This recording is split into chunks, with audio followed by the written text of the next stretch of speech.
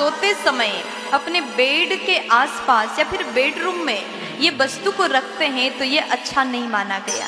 अगर आप भी सोते समय इन वस्तु को अपने बेडरूम में रखते हैं, ये वीडियो को देखने के बाद में उन चीज़ों को अवश्य हटा दीजिएगा, क्योंकि जहाँ पर आप पूरी रात सोते हैं, जिस बिस्तर में सोने के बाद आप अच्छे या बुरे सपना देखते हैं, उसके भी कुछ कारण हैं जो अभी हम आपको निवेदन करने जा रहे हैं। आप सब लोग प्यार से इस बात को अवश्य सुनिएगा। कहा गया कि बेड के नीचे जूते चप्पल रख कर के नहीं सोना चाहिए, क्योंकि आप जूता चप्पल पहन करके हर जगह घूमते हैं।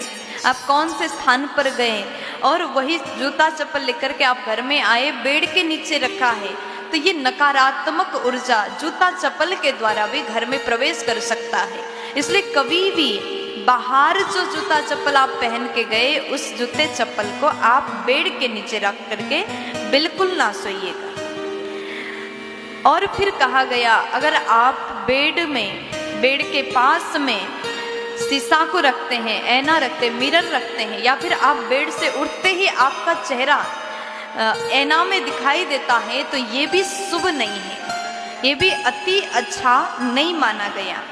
आप अपने बेडरूम में अगर ऐना रखते हैं तो थोड़ा ऐसे जगह में रखें उठते ही आपका नजर ना पड़े, क्योंकि उठते ही तुरंत अपना चेहरा नहीं देखना चाहिए। बेडरूम में भगवान का तस्वीर लगाइएगा ताकि उठते ही आप भगवत दर्शन कर पाइए। अपना दर्शन, अपना चेहरा उठते ही नहीं देखना चाहिए। आप कई लोग ऐसे होंगे जो सोने से पहले 1 लोटा जल भर कर के अपने बेडरूम में जाते हैं और बेड के ऊपर सिराने के पास में जल को भर कर के रखते हैं। ये भी अच्छा नहीं है,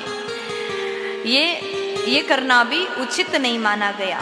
बिस्तर के आस-पास में जल रख कर के ना सोएं। अगर आपको रात में प्यास लगती है तो थोड़ा दूर ही जल रखिएगा, बिल्कुल पास में जल नहीं रखना चाहिए। और कुछ लोग ऐसा भी करते हैं, खाते खाते नींद आती है।